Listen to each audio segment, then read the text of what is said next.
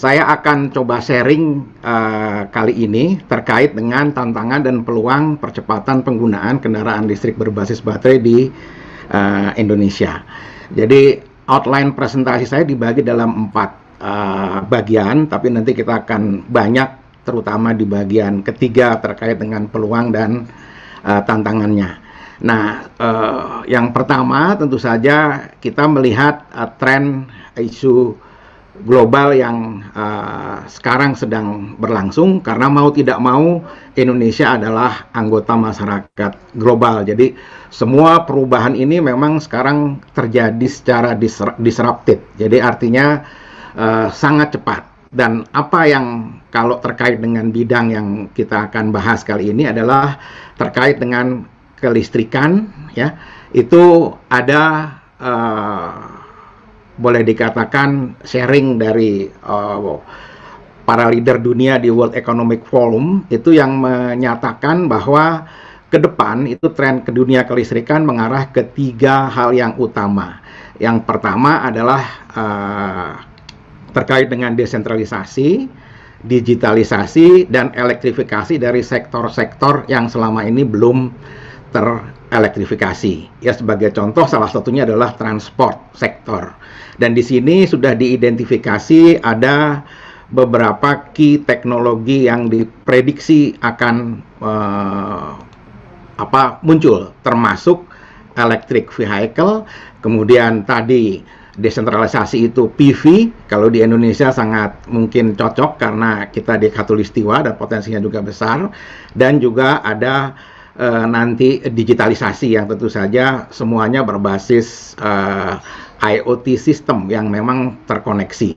Nah, di sini untuk transformasinya itu memang mengarah ke 4 kategori, ya. Pertama adalah energy storage, kemudian electric vehicle, self-driving, dan solar PV. Ini adalah masa depan dari sistem kelistrikan yang akan kita hadapi bersama.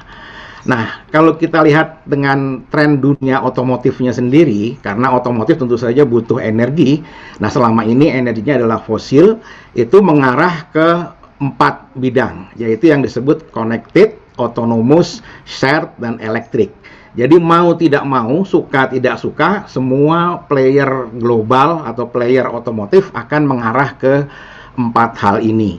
Nah, sebagai contoh yang shared itu sudah kita nikmati bersama. Di sini ada yang disebut mobility service seperti Grab, Gojek, dan lain sebagainya yang kita share.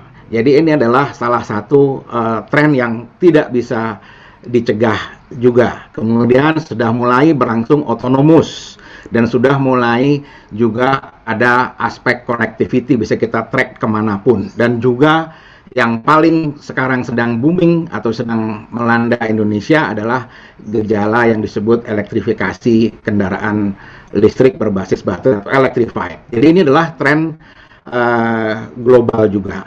Nah, kalau kita lihat perkembangan teknologinya sendiri, itu sudah ada prediksinya. Ini diprediksi oleh McKinsey atau konsultan global.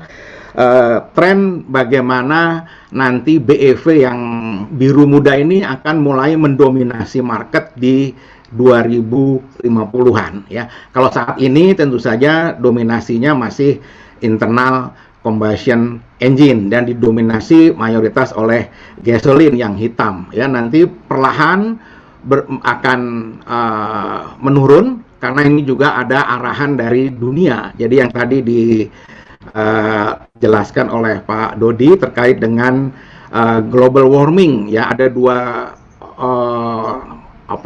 target, yang 2 degrees ataupun dan 1.5 degrees, yang tentu saja kita harus menahan temperatur bumi, ya, tidak boleh lebih naik dari 2 derajat maksimum atau 1,5 derajat maksimum, itu untuk mencegah global warming, dan Indonesia sudah meratifikasinya. Jadi mau tidak mau kita juga harus berkontribusi terhadap pengurangan emisi. Dan tadi sudah disebutkan emisi sektor transportasi karena berbasis fosil itu sangat juga besar, ya, selain dari industri. Jadi kalau dilihat prediksinya, ini dari teknologinya seperti ini, gasoline, diesel, natural gas, LPG, hybrid, plug-in hybrid, dan baterai electric vehicle. Itu yang kita lihat di sebelah sini. Jadi beberapa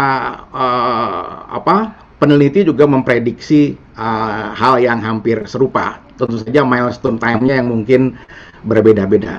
Nah, di satu sisi, kalau kita bermain di kendaraan listrik, maka komponen utamanya otomatis adalah baterai. Itu sebagai energinya, penyimpan energinya. Dan Indonesia sebetulnya mempunyai keunggulan sendiri di dalam baterai karena termasuk salah satu yang mempunyai cadangan nikel yang terbesar di dunia. Nah, inilah yang mendasari pemerintah akan mulai serius untuk menggarap sektor ini dengan keunggulan yang dimiliki Indonesia. Jadi mau tidak mau kalau kita lihat di sini industri juga akan mengalami disrupsi dan transformasi yang cepat dari berbahan bakar ICE, internal combustion engine atau fosil ke arah baterai.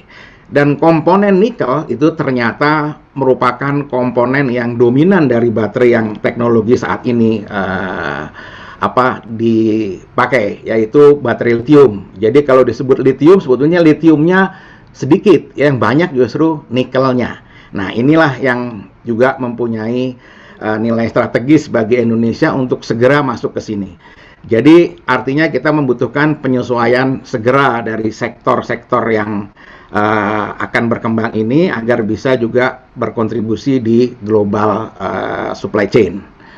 Nah, kalau kita lihat tadi sudah dijelaskan, jadi memang saat ini kendaraan listrik itu masih dianggap mahal ya, even oleh negara-negara yang berkemampuan seperti negara maju. Jadi oleh sebab itu memang karena ada price gap yang masih cukup besar, kendaraan listrik ini sekarang masih didominasi oleh beberapa area saja, terutama adalah China. Jadi kalau tadi dilihat, China mendominasi global EV, kemudian US, kemudian Eropa, kemudian kalau di negara Asia ya Jepang, Korea. Nah, sisanya rest of the world yang masih kecil. Jadi kalau lihat proporsinya ini didapat dari dapat dari data yang dikompil oleh International Energy Agency pada Outlook 2020. Tapi kalau dibaca tren pertumbuhannya memang cukup tinggi ya. Jadi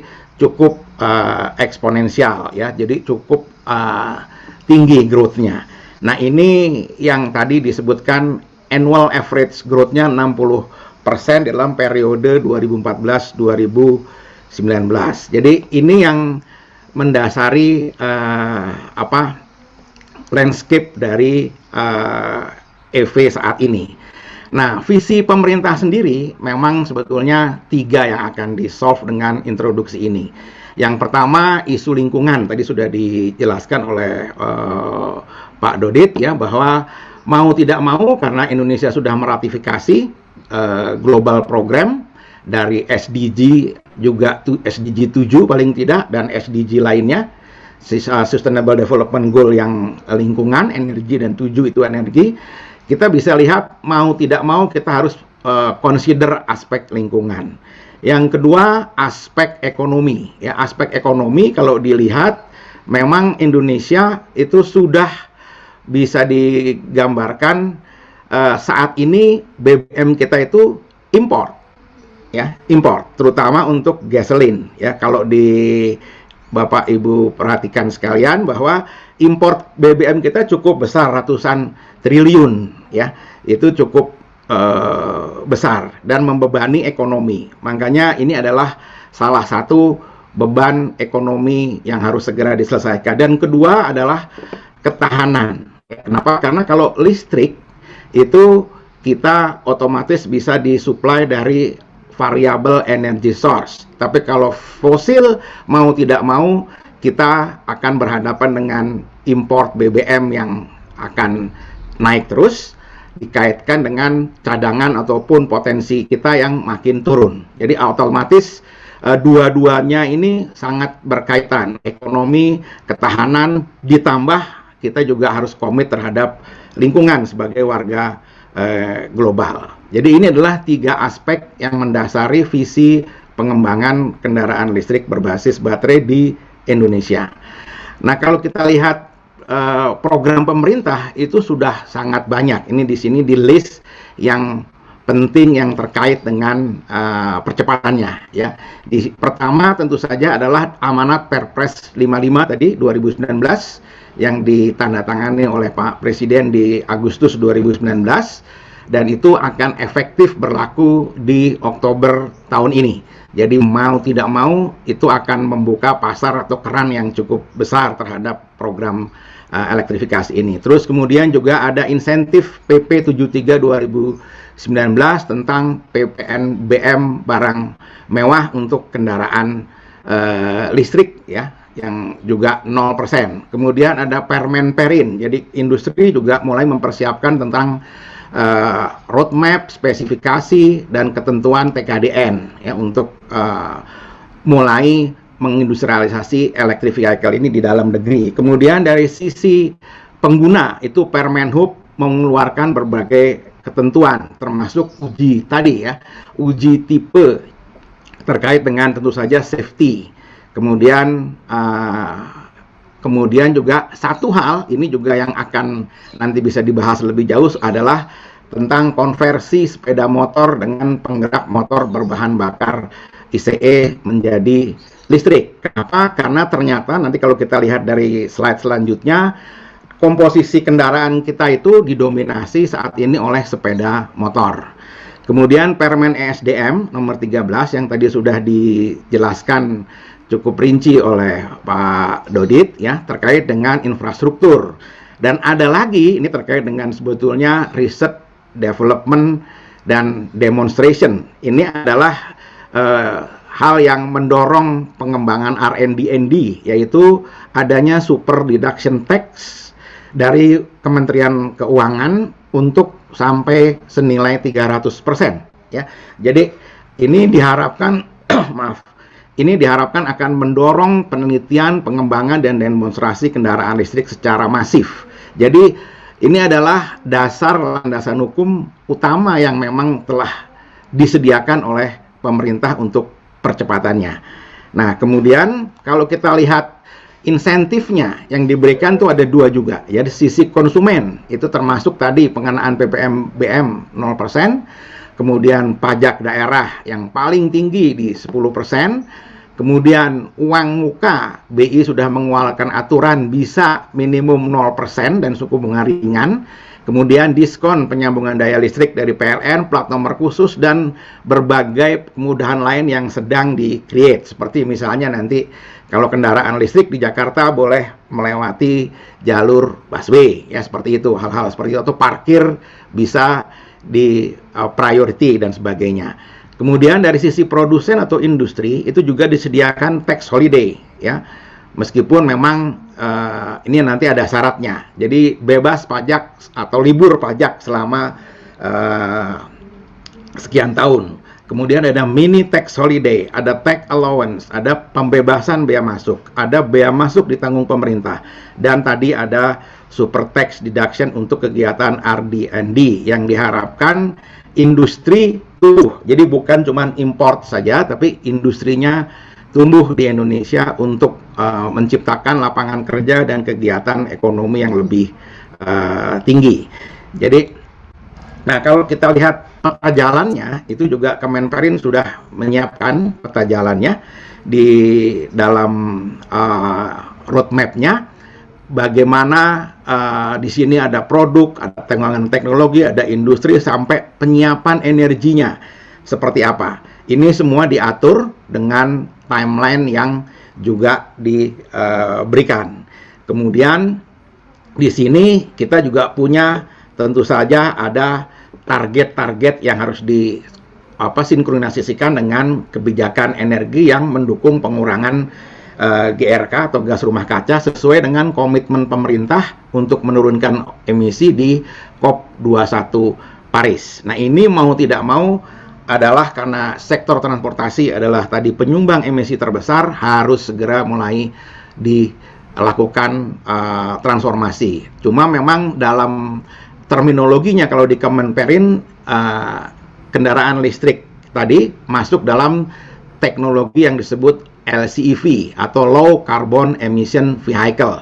Jadi ini ada mengarah yang luas ya, termasuk sampai fuel cell nanti masa depan.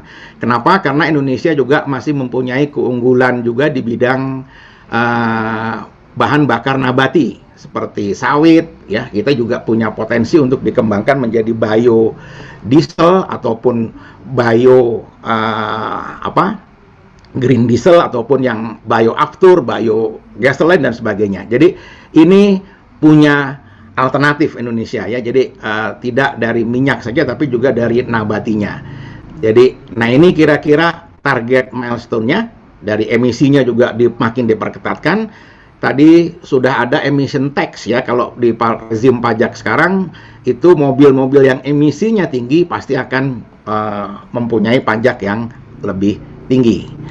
Nah, kalau kita lihat per komponen lebih dalam, maka penguasaan teknologi tetap perlu supaya kita bisa melakukan peningkatan kandungan lokal, terutama dari main komponen. Jadi bisa dilihat di sini baterai itu juga punya target dari 2020 sampai 2030. Kemudian elektrik motor komponennya itu juga punya target ya dari 2022 sampai 2030. Kemudian inverter ini juga komponen utama juga ada targetnya. Kemudian charging system itu dimulai dari 2020 ini sudah mulai digarap oleh PLN ya, itu dengan roadmap juga yang sampai mengarah ke DC fast charger nanti atau ultra fast di 2030.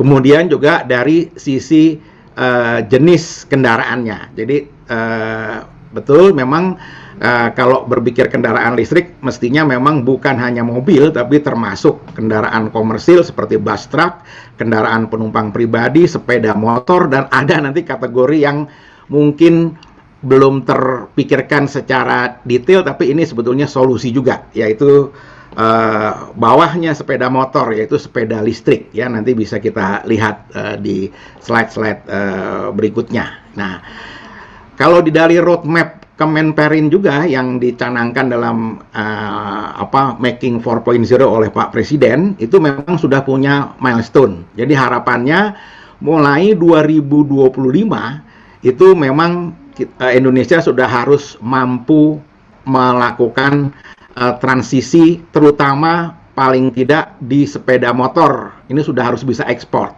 ya.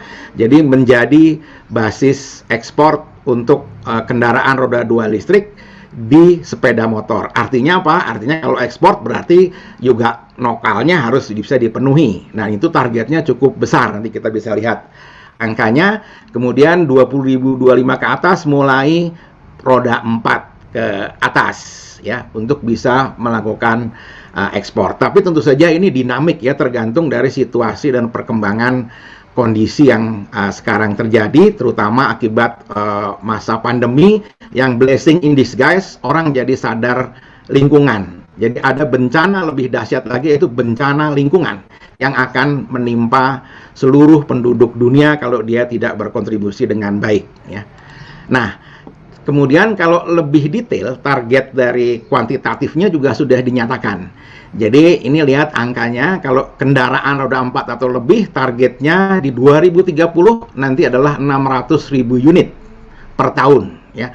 Kemudian kalau roda 2 atau sepeda motor itu fantastis jumlahnya ya, 2,45 juta unit per tahun. Jadi kalau ini waktu nya juga tidak panjang tapi jumlahnya cukup besar ya. Kemudian target pengurangan emisinya itu 2,7 juta ton dari roda 4, meskipun jumlahnya kecil tapi konsumsinya besar. Kemudian ini 2,45 juta unit itu diharapkan menurunkan emisi sebesar 1,1 juta ton. Ini adalah target kuantitatif 2030 yang disampaikan oleh Kemenperin di bulan ini, di 2021 bulan ini, yang waktu beberapa lama ini. Kemudian Kementerian ESDM juga sudah merekap atau mendata inisiasi. Kenapa perlu inisiasi? Karena dimanapun kendaraan listrik itu harus government driven atau policy driven, tidak bisa market driven. Mengingat tadi nanti ada masih beberapa kendala ya. Jadi diidentifikasi kementerian lembaga ini target-targetnya sampai 2021 sampai 25 membangun ada SPBKLU, SPKLU, ada roda 2, roda 4, bus dan lainnya. Nah, lainnya ini kategorinya ini. Ada sepeda listrik, ada truk, ada ambulan, damkar atau kendaraan khusus. Tadi disebut Pak Rektor misalnya kendaraan untuk militer, itu juga potensi yang belum tersentuh sebetulnya, masih sangat possible. Dan kalau dilihat total sampai 2025 inisiasinya itu cuma 800 yang terdata sampai saat Desember lalu itu cuma 800 ribuan unit dengan dominasi terbesar adalah roda 2 yang 700 ribu unit yang masih jauh dari target ini ya. Jadi nah ini adalah inisiasi yang dilakukan oleh pemerintah meliputi kementerian lembaga, Pemda, BUMN, swasta ya. Jadi ini adalah yang sudah didata oleh Kementerian ESDM waktu launching program EV di 2020 kemarin ya. Ini status Desember 2020 ya.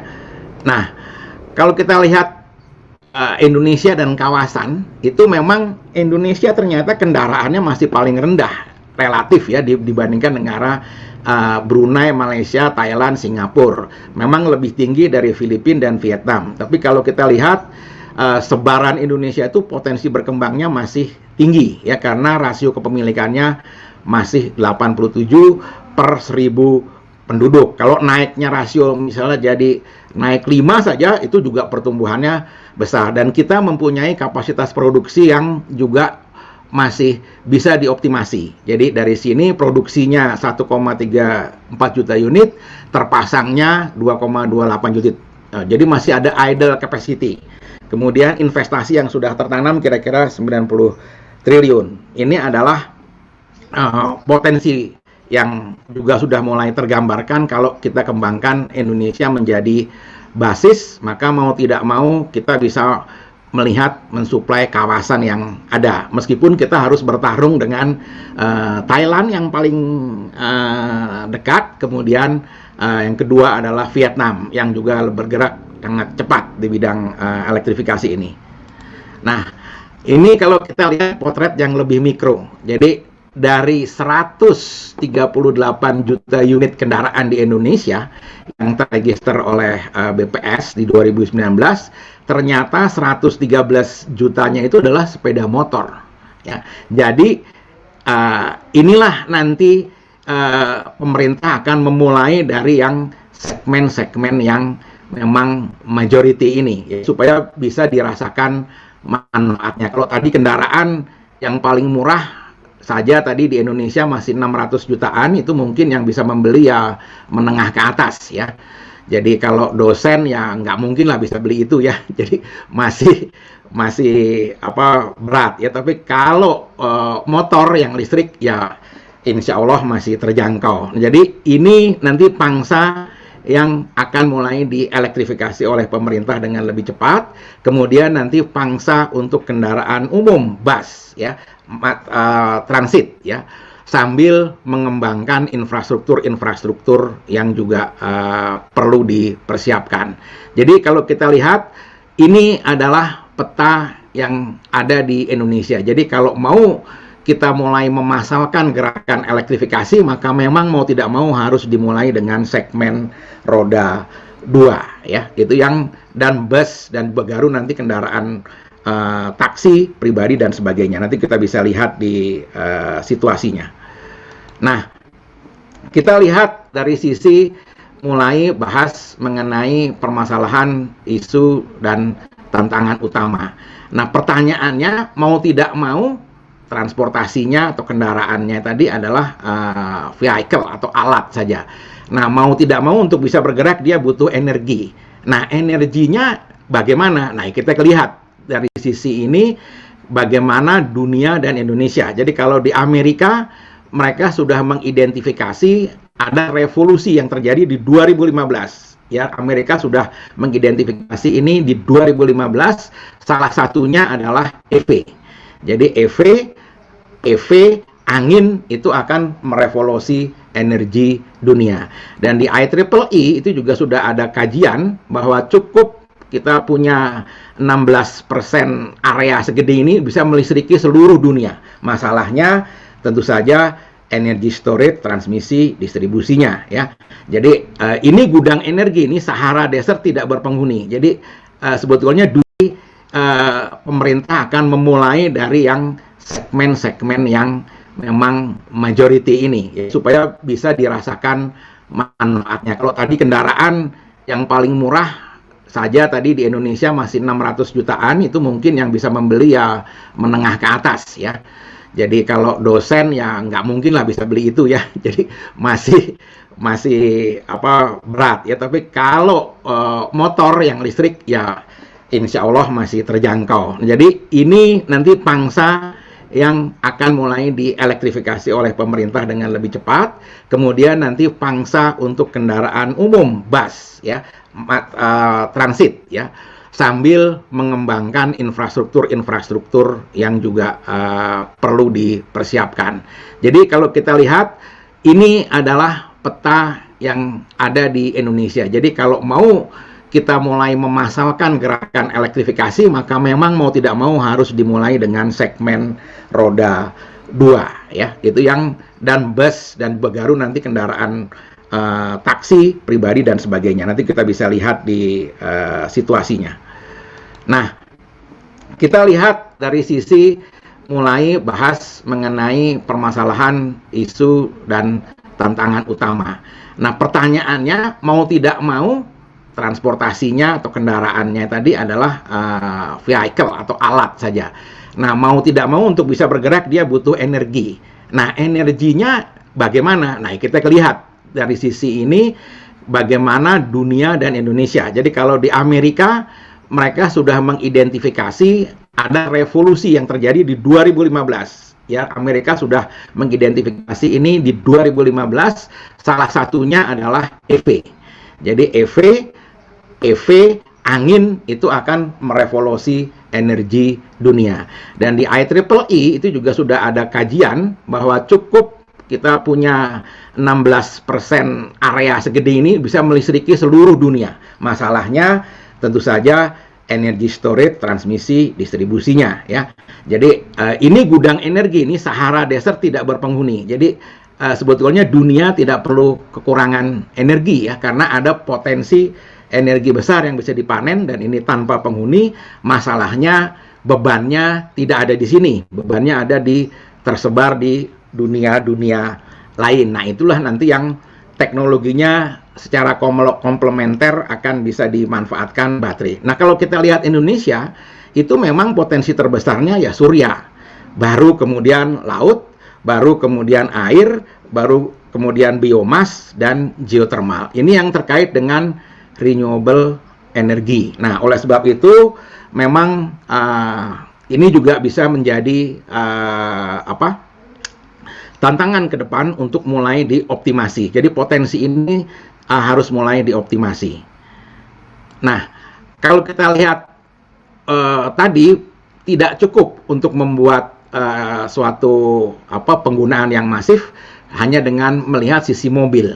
Kita harus menyiapkan ekosistemnya secara lengkap ya, termasuk salah satunya adalah charging infrastructure maupun sistem baterai, maupun kemudian kalau ini adalah Pemprov Bali kebetulan memang paling agresif di pemerintah daerah karena Bali punya another goal lagi. Jadi dia ingin menjadi sasaran destinasi wisata green tourism kelas dunia. Jadi mau tidak mau dia harus bergerak cepat, dan kebetulan memang after pandemi mau tidak mau orang akan mulai merasakan manfaat green tourism. Jadi dengan berkurangnya transportasi, waktu zaman awal COVID kita sadari udara di Jakarta begitu nyaman ya dari polusi.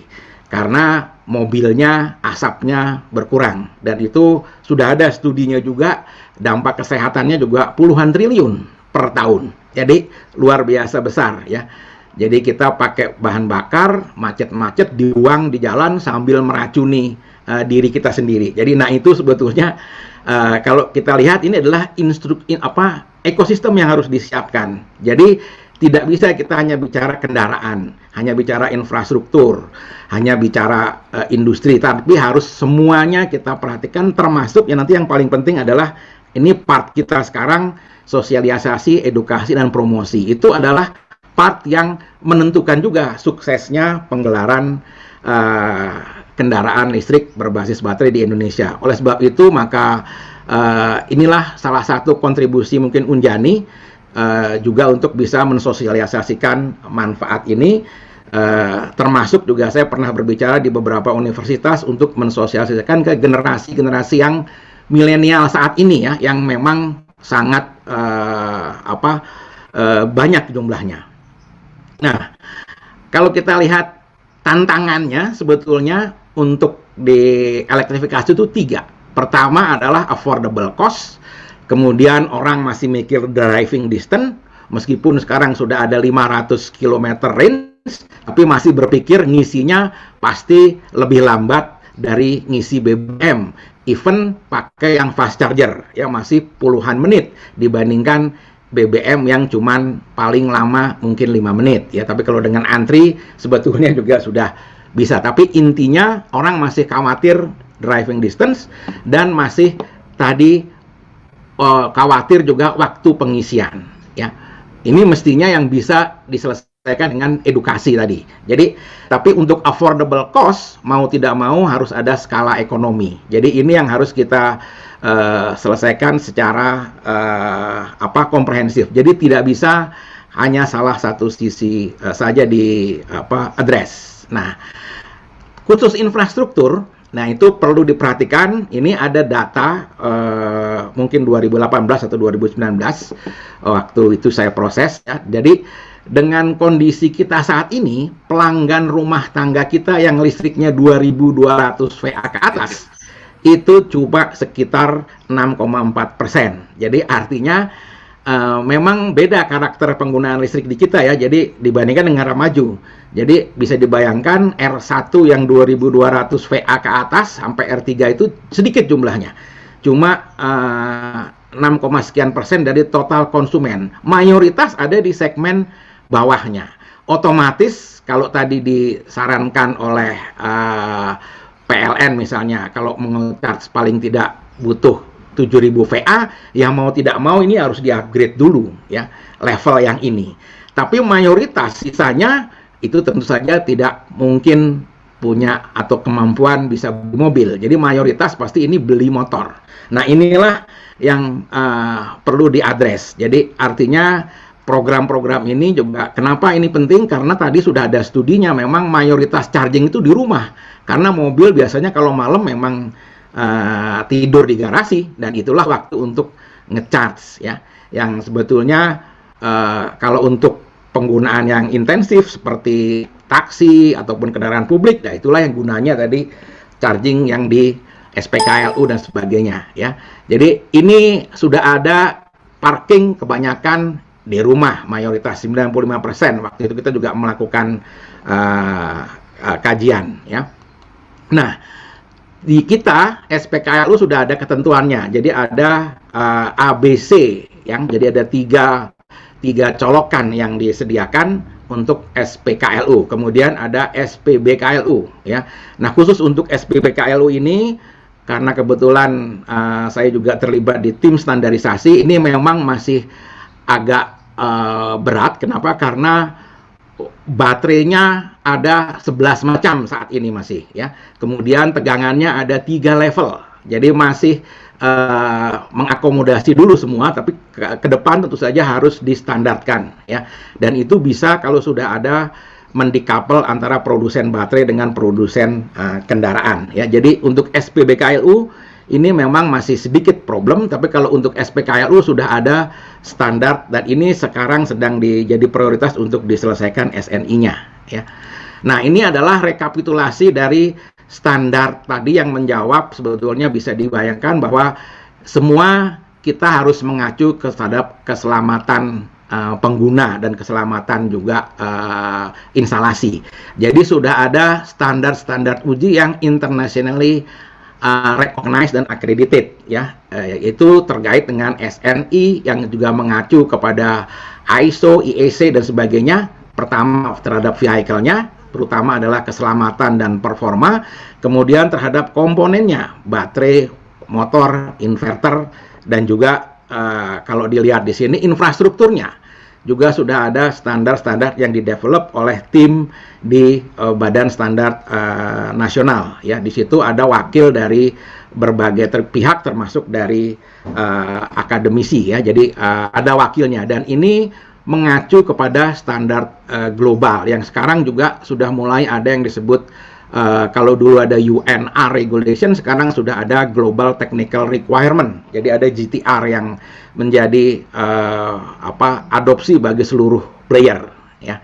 Nah tadi komponen pentingnya di mana? Komponen pentingnya tak mau tidak mau adalah di baterai. Jadi kalau kita lihat, inilah yang sebetulnya dan Indonesia tadi punya keunggulan karena kita punya potensi atau cadangan yang besar, dan inilah yang mendorong pemerintah masuk ke dalam bisnis baterai ini dengan penugasan dari konsorsium BUMN yang akan membangun industri ini. Ini adalah asing, ya, yang menggunakan teknologi-teknologi yang ada.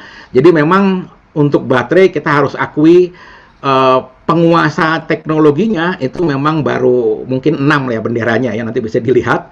Jadi teknologi dunia itu memang dikuasai oleh hanya beberapa negara, ya, termasuk yang dominan adalah tentu saja Cina, Korea, Jepang, Amerika, dan Eropa nanti, ya. Jadi bisa dilihat. Nah, kalau kita lihat, jadi harus dibangun rantai pasoknya karena baterai ini strategis. Tidak hanya bisa untuk digunakan untuk kendaraan listrik, tapi juga bisa digunakan untuk complementary sebagai storage sebagai renewable energy yang intermittent. Jadi, nah itu adalah pasangan yang pas. Jadi sebetulnya prediksinya tidak salah. Jadi ada renewable energy, ada energy storage, ada EV, itu sudah pasangan yang sebetulnya bisa disinergikan dengan baik. Dan di Indonesia ini sudah ada beberapa domestic player yang akan bermain di baterai ini dengan global player-nya adalah ini 7, ya, masih ada 7. Jadi sudah bisa dilihat ininya, tapi dominasinya ini yang di Halmahera dan sebagainya ini sudah ada, ya, sudah di QMB Energy Mineral ini sudah di start, ya. Ini mempunyai deposit nikel yang cukup besar. Nah, BUMN juga sudah membangun konsorsium yang sudah ada konsorsium baterai, perusahaan baterai nasional yang anggotanya termasuk MindID, PLN, Pertamina, dan Antam, ya. Ini juga sudah merencanakan ini karena ini adalah komponen strategis, ya. Komponen strategis untuk dua hal, untuk energy storage dan untuk kaitannya dengan kendaraan.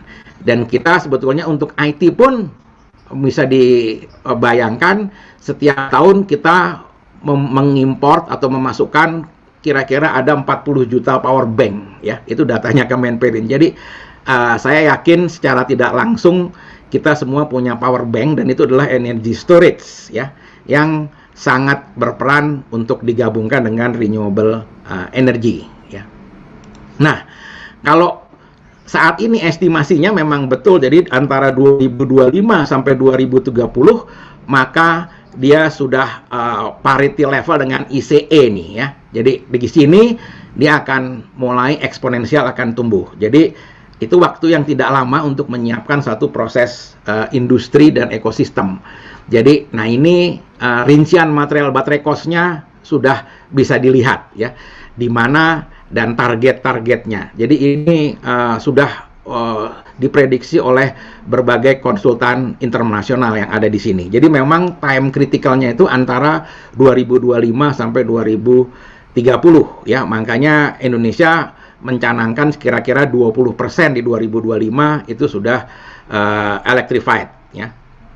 Nah, kalau lihat siapa penguasa baterai, itu memang ini tadi. Jadi kalau kita lihat China mendominasi dunia, kemudian Korea, kemudian Jepang, kemudian US dan Jerman, tapi menggunakan basis CATL China ya. Jadi Anda bisa lihat di slide ini memang agak dilematis. Jadi ini adalah penguasa teknologi baterai, dan kalau dilihat ini yang juga harus mau tidak mau, kalau kita masuk ke dalam global supply chain harus menggandeng penguasa teknologinya. Dan untuk baterai itu adalah mirip nuklir, jadi teknologinya yang sangat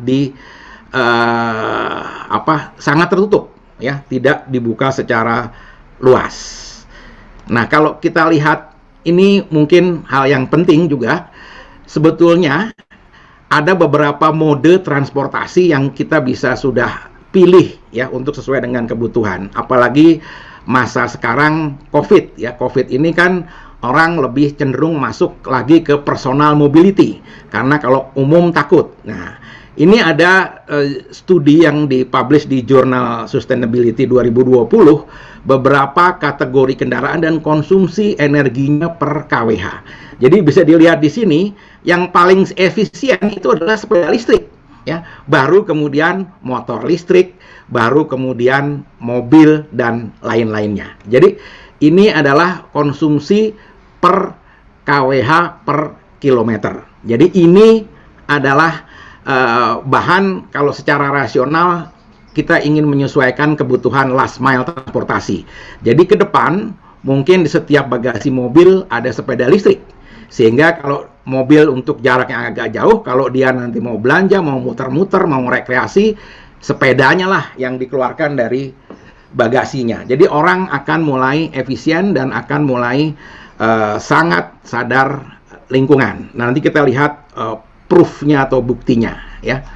Nah, untuk sepeda motor, kami kebetulan bekerja sama dengan Pertamina Gojek, itu melakukan kajian selama 3 bulan dengan periode 45 hari real driving experience di Jakarta area. Kita mencoba 4 buah jenis motor yang available dan sudah mendapatkan uji tipe. Jadi artinya motor-motor ini sudah bisa dibeli dan punya STNK di Jakarta dan juga mungkin di daerah-daerah lain ya, sudah bisa dibeli ya. Ini kita lakukan uji coba untuk tipe penggunaan yang aktif seperti ride hailing ya. Kalau Gojek itu kan tadi dibayangkan bahwa mobil listrik itu atau kendaraan listrik itu keunggulannya adalah di OPEX, operational expenditure. Jadi makin dipakai makin untung dia. Kita mendapatkan data rata-rata mempunyai fuel ekonomi itu di antara 34,4 sampai 39 km per kWh. Jadi kalau dilihat di sini kira masih sekitar 300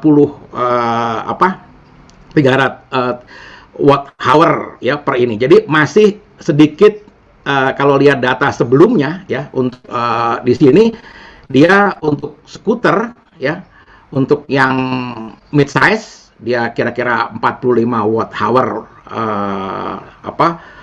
per kilometer. Kalau ini kan kWh ya. Jadi kalau di sini kita 33. Jadi sedikit lebih baik dari figure ini. Tapi kalau nanti mid size ya, mid size gasolin, dia langsung energinya gede ya.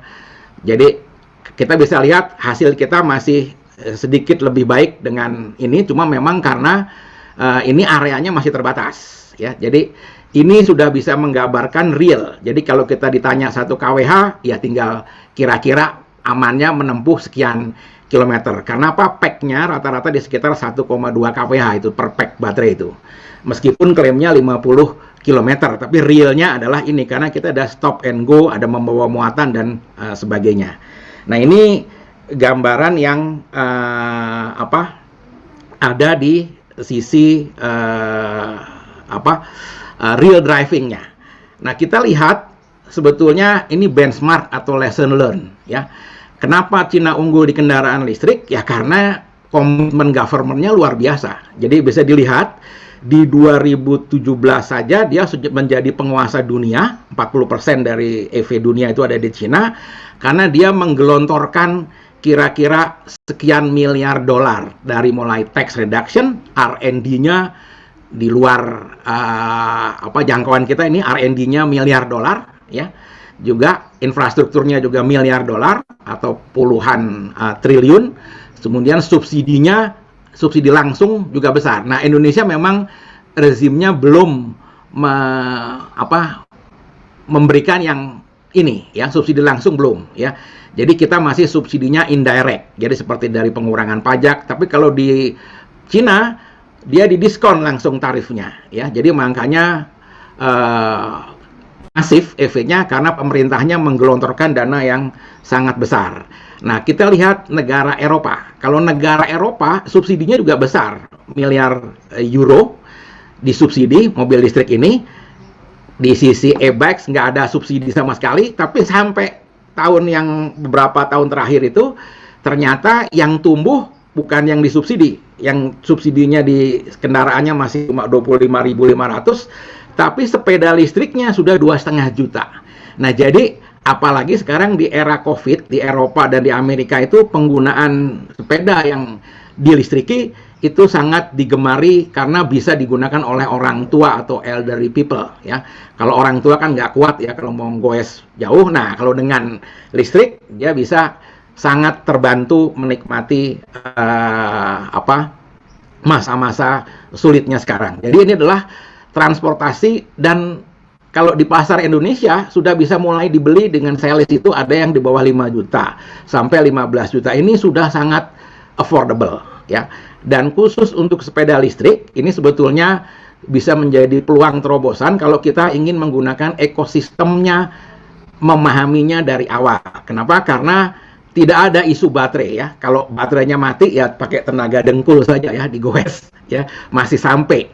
Jadi dan satu baterai itu rata-rata bisa menempuh 80 km.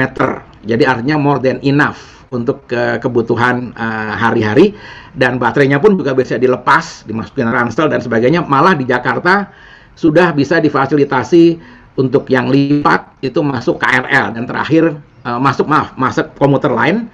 Dan juga di busway, ya, mestinya harus ada fasilitas, sedang dipikirkan juga. Ini menjadi tren baru. Ini sudah ada sampelnya di Eropa, ya. Di sini Jerman mensubsidi habis-habisan untuk sistem electric mobility di mobil, sampai kira-kira di sini lebih dari 2 miliar euro. Sekarang yang tumbuh malah electric vehicle dalam bentuk yang e-bicycle, ya. Baik, nah, Pak. Ini mohon izin ada. Waktunya 1 menit terakhir. Baik, terima kasih. Jadi, nah ini terakhir. Jadi artinya intinya kalau kita mau transfer ke e-mobility itu ada step memang yang harus dilakukan. Berarti pertama harus knowledge-nya dulu dibangun, persuasinya juga diberikan, baru dia bisa memutuskan, mengimplementasi dan mengkonfirmasi. Dan kita terus terang masih sampai tahap di early adopter ke bawah, ya. Inilah yang peran pemerintah di sini supaya bisa tumbuh ke depan lebih baik. Jadi kesimpulannya yang bisa didapatkan, memang percepatan ini membutuhkan kesiapan ekosistem. Jadi tidak bisa hanya berpikir vehicle tapi ekosistem. Dan ini merupakan sinergi dari seluruh pemangku kepentingan terkait termasuk kita sebagai user. Dan nomor 2, kepeloporan atau inisiasi pemerintah itu sangat berperan penting karena tidak ada ceritanya tidak diinisiasi oleh government. Even di Norway yang sukses, government turun tangan dengan sangat intensif. Cina demikian, ya. Kemudian introduksi teknologi baru itu sebetulnya sekaligus membuka peluang dan juga tantangan, ya, untuk tumbuhnya perusahaan maupun bisnis baru. Dan percepatan KBBB itu harus atau segera dimulai secara bertahap dari kendaraan yang paling affordable dulu. Roda 2, sepeda motor listrik dan sepeda listrik. Kemudian roda 3 untuk logistik.